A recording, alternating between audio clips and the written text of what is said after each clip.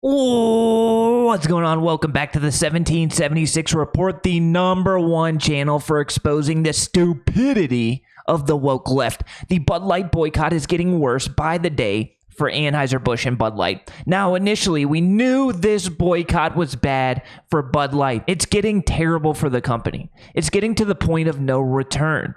You see, when a company goes to a store and they say, we have this product, we would like to sell it at your location, at your stores. They say, okay, we'll give it a shot. And they carve out a small spot on the shelves for the product. They give it a trial run. And if the product sells, then they may offer more shelf space for that product. But if that product stops selling, if the store is unable to sell the product, what are they going to do? They're going to give that shelf space up and give it to another product that is actually selling. Well, we've all seen the videos of Bud Light and Anhueser Busch products sitting on the shelves and literally rotting, literally expiring and having to be thrown away in the garbage can. Well, Bud Light is about to lose its shelf space to other brands. Bud Light is running out of time and could lose market share forever.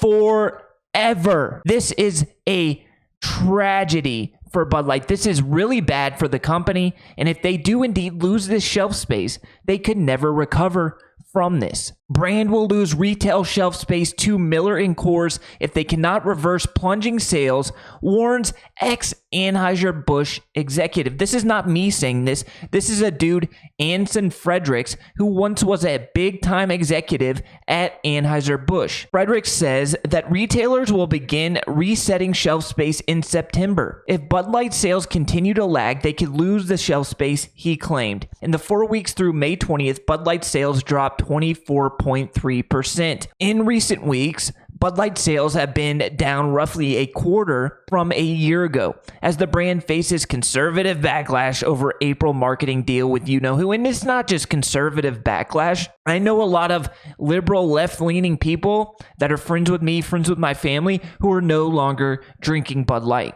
Normal people aren't drinking this beer. It's just not conservatives. It's just not right-wingers. It's people that realize that what Bud Light did disrespected women. And they're not going to stand for it. They're not going to drink the product. And people, it's easy. Just go one product over and pick up a case of something else. It's that simple. And people realize that. And Bud Light is cratering. The Bud Light stock, Anhueser Busch stock, has plummeted. We're talking about a company that has lost $30 billion in market capitalization. This is the worst case scenario for Anhueser Busch. Not only have they lost $30 billion, but they're probably not going to be able to make it back because they're losing the shelf space. The shelf space is more important than the market capitalization because your stock, it has fluctuations. One day it'll go down, the next day it'll go up. You could have a bad month because conservatives are boycotting your brand. But if you lose shelf space to Miller Lite, Coors Light, Yuengling, whatever, then your company has no way to recover. This is the worst case scenario for Bud Light. To make matters worse, the distributors and the salesmen are pissed off because they're losing money thrown in their faces. Bud Light salespeople say boycott is hurting their commission. Salespeople promoting Bud Light for a Florida-based distributor have grown accustomed to car horns, middle fingers, and jokes amid a weeks-long boycott, but say they have struggled to ignore thousands of dollars in lost commissions. Two sales supervisors at the distributor told ABC News. So every time they go into a convenience store to try to make a sale and say, hey, would you like to sell Bud Light here? They get told, get out of here, dude. We're not selling your product. A typical salesperson at the distributor made roughly $2,000 less in May than he or she would have over each of the previous 2 years, suffering primarily from a decline in Bud Light sales that reached as much as 60% over the week ending on Memorial Day, the sales supervisor said. So we've been told, oh, this is a 30% decline in Bud Light sales. It's about 25 to 30% decline. But now we're hearing from salespeople whose job it is to sell Bud Light that it's more likely to be 60% over Memorial Day. Literally nobody is buying Bud Light. The only people who are buying Bud Light are the people who haven't heard about the boycott. There could be some hermit, some old folks that just have been drinking Bud Light for decades. They don't watch TV, they don't get on social media, and they don't know about the boycott. That's why it's important for people like me and you to tell our parents, tell our grandparents what's going on and why they should probably pick up Yingling instead of Bud Light. The salesperson interviewed went on record and said this has really killed a lot of the guys who are commission-based. That's who it's really hurting. One supervisor said, "There's nothing they could have done. This was thrown in their faces." I disagree with that completely. They could have apologized right off the jump. They could have apologized immediately. But once you lose your salesmen, once you lose your distributors, and once you lose your shelf space, there's no coming back. It's game over. That is game over for the brand. Bud Light is disappearing, and it will disappear off the shelves.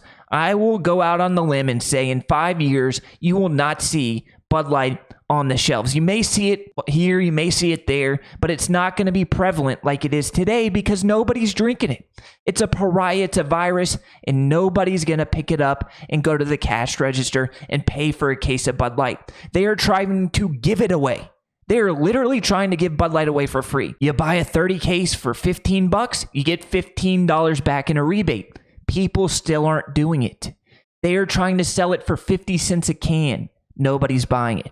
Nobody is buying Anhueser Busch products. Nobody's buying Bud Light, and they're about to lose their only way to make the money back, the shelf space. They're losing distributors. If you're a salesman working for Bud Light, you're probably looking for new jobs. You're on Indeed.com. You're on MonsterJobs.com looking for a new place to work because you're tired of getting made fun of. You do not want to wake up in the morning and put on a Bud Light shirt. That is the last thing you want to do. Probably because you don't agree with what the company did, but also because when you drive your Bud Light truck to the gas station to try and make a sale, people are making fun of you. And I don't necessarily condone that, but go find another job, right? I would never yell at somebody who's driving down the street in a Bud Light truck, but it is kind of funny as long as you don't physically do anything to the individuals. We're also getting reports that the ad agency that was responsible for taping the Mulvaney ad campaign is in serious panic mode. An 8-year-old marketing firm out of San Francisco was responsible for Bud Light's partnership with you-know-who, and the disastrous tie-up sent the firm in a serious panic mode. Captivate, a San Mateo, California-based firm that pairs social media influencers with major consumer brands, is the outfit that introduced Anhueser Busch to the influencer. If your job is to make a company money, you are a marketing company, and your job is to make the brands that you partner with money, and this happens, this type of backlash happens, you better be in panic mode. You better be panicking because your job is to make brands money, not kill brands. And that's exactly what's happening here. A brand that was doing just fine. People were wearing Bud Light t-shirts. People were decorating their man caves with Bud Light decor. Now the brand is gone forever. And it was your fault. You paired an influencer that directly disrespected that brand's consumers. You should no longer be in business. So damn right, this brand should be in panic mode. Nationwide backlash over the video, which unleashed a firestorm when it was posted on April 1st, sparked anxiety and confusion inside Captivate's offices during the initial days of the controversy, according to a source with knowledge of the situation. They were confused. They were confused why it sparked backlash with Bud Light's consumers. Are you kidding me? This is why the woke crowd is not smart enough to be in business. If you hire woke individuals to run your business, to be executives in your company, then you deserve what happens.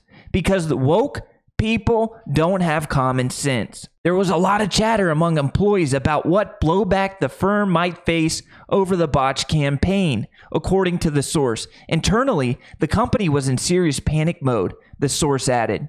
It couldn't immediately be learned whether Captivate, which claims to have a database of more than 1 million influencers on YouTube, TikTok, Instagram, and Twitter, was also responsible for the now infamous Bud Light beer can that bore you-know-who's face. Captivate, mark my words, will be out of business as well. Because if you're that dumb If you don't have that much common sense, an inkling of common sense, then you're not going to make it in this capitalistic society. You're just not. And Bud Light, they're dying. Bud Light's a company that is in peril. They're losing their shelving space. The CEO told us that this would blow over, that it was a blip in the radar, and that consumers would come back to the brand. Not happening, and stores are going to be the next to ditch Anhueser Busch and Bud Light. Let me know what you think about this in the comments section. Hit that like button and subscribe to the channel. I love you guys, and I'll catch you in the next video. Until next time, peace.